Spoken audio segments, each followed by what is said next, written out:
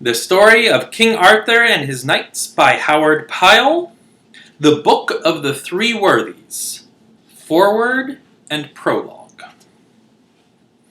Here beginneth the second book of the history of King Arthur, called the Book of Three Worthies, because it has to do with three very excellent honourable lords of the court of King Arthur. Of these three, the first is Merlin the Wise, the second is Sir Pelleas, surnamed the Gentle Knight, and the third is Sir Gawain, the son of King Lot of Orkney and the Isles. So now presently follows the story of the passing of Merlin the Wise, in the which you shall see how the very wisdom that Merlin possessed in such great measure was the cause of his own undoing. Wherefore I do hope that you yourselves may take that story unto heart, so that you shall see that these gifts of mind or person which God assigns unto you may not be so misused by you or others, that they shall become the means of compassing your own downfall. For it shall not excuse you in any wise, that as you journey forward in your life, you shall find many men who, like Merlin, have been endowed by the grace of God with very great gifts of talent, which they might very easily use to the great benefit of mankind, but which they so misuse as to bring the greater ruin upon themselves, and the greater harm unto other men. For if you shall prove so weak or so wicked as to misuse your talents in that manner unto the harm of others and of yourself, it shall not make your fault the less that others shall have done greater evil than yourself. Wherefore, let this story of Merlin be a warning unto you, I pray you all. For though I do not believe that Merlin intended that his talents of magic should do harm unto others, yet because of his folly, they did as great harm as though he himself had designed to do evil by means of them. Yea, it is hard to tell whether the wickedness or the follies of men do the greater harm in the world. Therefore, seek to guard yourself well, not only against sin, but against folly and weakness likewise. Prologue. Upon a certain day, King Arthur sat in the royal hall of Camelot, and the queen and all of his court, and all of her court, and there was great joy and mirth at that place. Whiles they sat there suddenly came an armed knight into the hall, and his armor was all covered with blood and dust, and he had a great many wounds upon his body. Then all they who were at that place were astonished and affrighted at the aspect of that knight, for his appearance boded no good news to King Arthur. The knight messenger came to where the king was, and he was nearly fainting with weakness and with the many wounds he had received. And he brought news unto those who were there present, that 5 kings, enemies to King Arthur, had suddenly come into that land, and that they were burning and harrying the country upon every side. And the knight messenger said that these 5 kings were the king of Denmark, the king of Ireland, the king of Solice, the king of the Vale, and the king of Longtenace. They had brought with them a great host, and were laying waste the land all round about, so that all the realm was in sore travail and sorrow because of their devastations. Upon this news King Arthur smote his palms together with great vehemence, and cried out, Alas! Who would be a king? Will the time never come when these wars and disturbances shall cease, and we shall have entire peace in this land? Therewith he arose in great agitation, and went out from that place, and all who were there were in sore trouble. So King Arthur immediately sent messengers to 2 friendly kings who were nearest to him, to wit, to King Pellinore, and to King Uriens of Gore, and he bade them to come to his aid without any loss of time. Meantime he himself gathered together a large army with intent to go forth to meet his enemies forthwith. So he went forth, and upon the 3rd day he came with his army unto the forest of Tintagalon, and there he stayed with intent to rest for a little while, until King Pellinore and King Uriens should have joined him.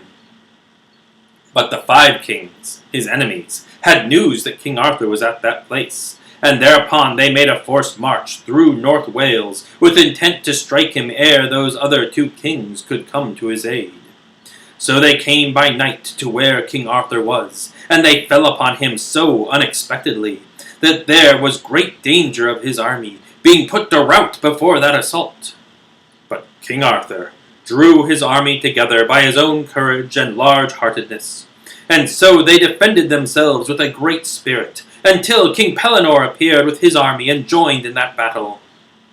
So in the end, King Arthur won a great victory over his enemies, for they were put to rout and scattered in every direction. Likewise, by means of that war, and because of the submissions of these 5 kings, King Arthur recovered all that realm that had once been his father's, and more besides. Now, in that war, 8 of the knights of the Round Table lost their lives, and King Arthur mourned their loss with great dolor.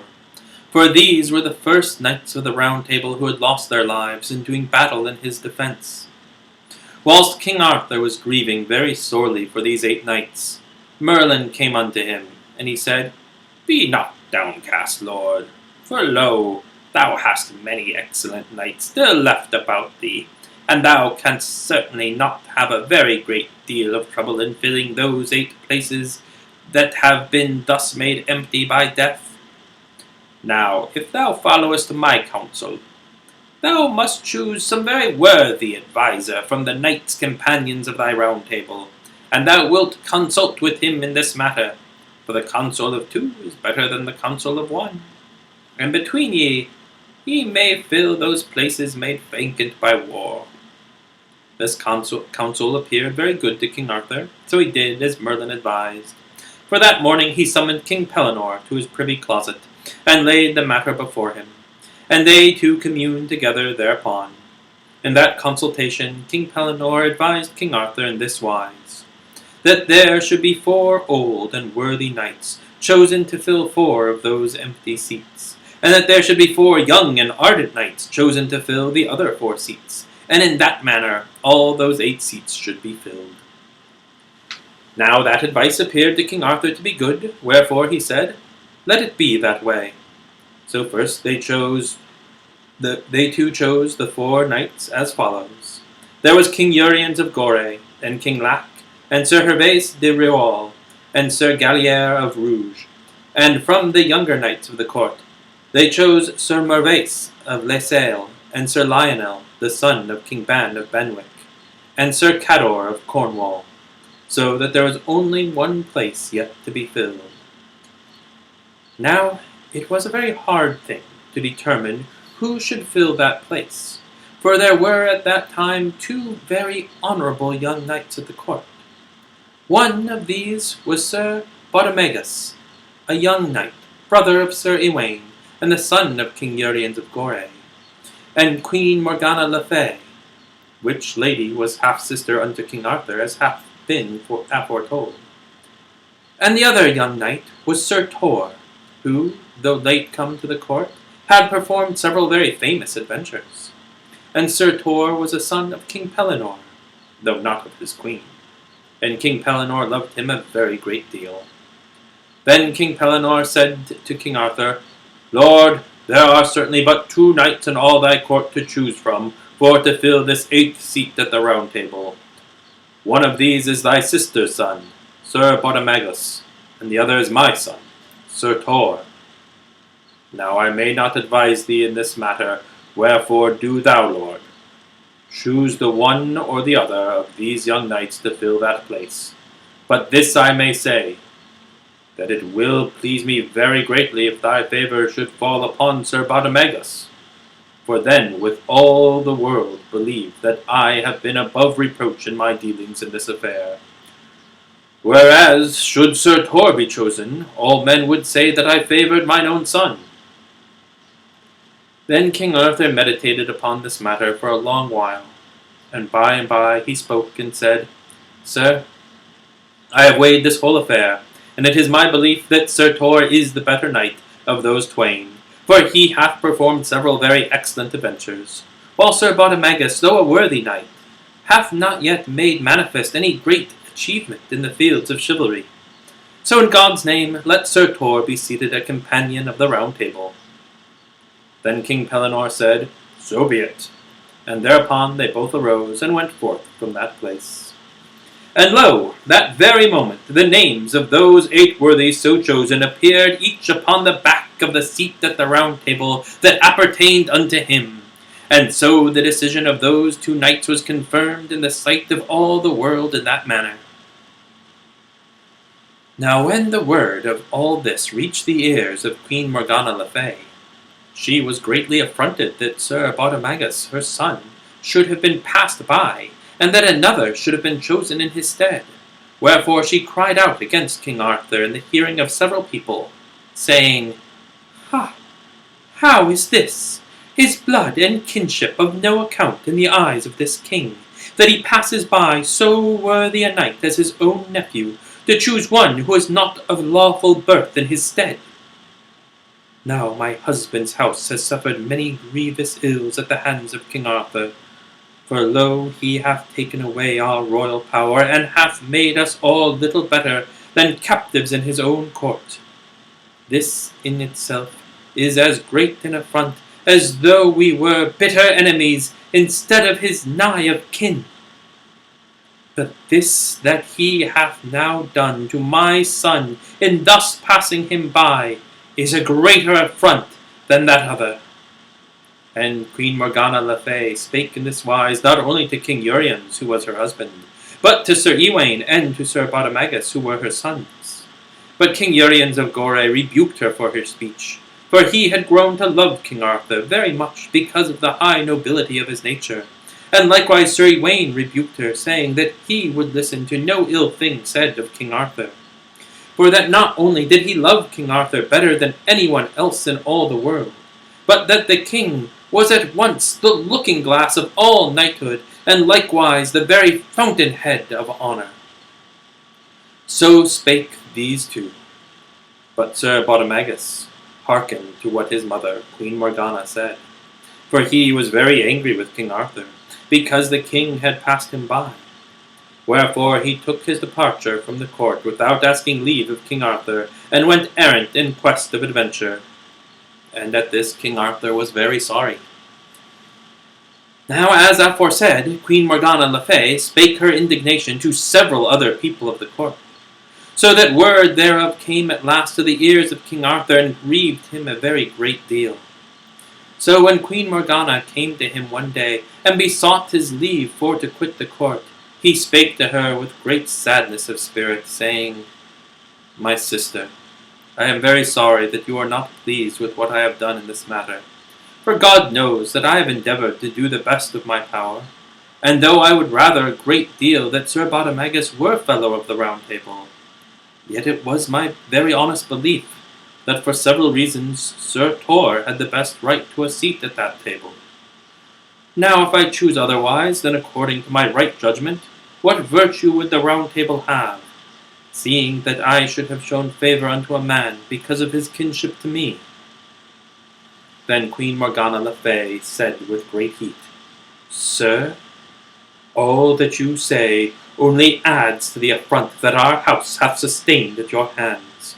For now you not only deny my son that seat, but you belittle him by comparing him to his disadvantage with this low-born knight whom you have chosen.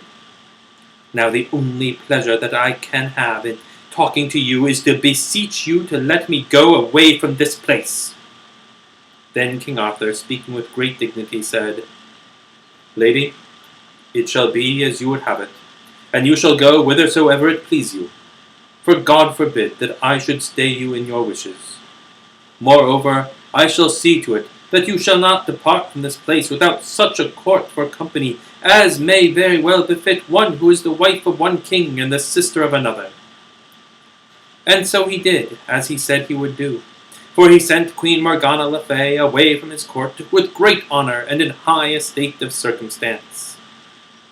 But the more patient King Arthur was with her, and the more he showed her favour, the more angry Queen Morgana le Fay was with him, and the more she hated him. So she betook her way to an estuary of the sea, and there she dismissed those whom the king had sent with her, and embarked with her own court in several ships, betaking her way to the enchanted isle, hight Avalon, which was her home. This island of Avalon was a very strange, wonderful land, such as was not to be seen anywhere else in all the world, for it was like a paradise of beauty, being covered all over with divers gardens of flowers, intermingled with plantations of fair trees, some bearing fruit, and others all abloom with blossoms. And besides these were many terraces of lawns and smooth slopes of grass, lying all about the borders of the island, and overlooking the sea from tall white walls of pure marble. And in the midst of these gardens and orchards and plantations and lawns and terraces were a multitude of castles and towers built up the one above the other, some as white as snow, and others very gay with many colors. And the greatest marvel of that wonderful island was this, that in the midst of all those castles and towers was a single tower, built entirely of lodestone, and in that lay the great mystery of that place. For the island floated upon the surface of the water, and that tower of lodestone possessed such a potency that Avalon would float from place to place according to the will of Queen Morgana le Fay, so that sometimes it would be here, and sometimes it would be there, as that royal lady willed it to be. Nor was there a very many people who had seen that island, for some whiles it would be all covered over with a mist of enchantment like to silver, so that no eyes could behold it unless they were fey. But sometimes it had been seen, as it were a vision of paradise. What time he who beheld it would hear gay voices sounding from its lawns and plantations, very thin and clear because of the great distance, for no one ever came nigh to Avalon unless by authority of Queen Morgana le Fay. And he would hear music so sweet, a sort that is likely that his soul would grow all faint because of the music. Then Avalon would suddenly disappear very marvelously, and he who had seen it would be aware that it was not likely that he would ever see it again. Such was the island of Avalon. And if you would read of it more particularly, you shall find much about it in a certain book written in French, called Ogier le Danois. Queen Morgana le Fay loved this island a very great deal, and it is said by many that King Arthur is yet alive in that place, lying there very peacefully and tranquilly, whiles he waits that certain time when he shall return unto the world to make right all that is wrong therein. So it is I have told you of it with these particulars at this place.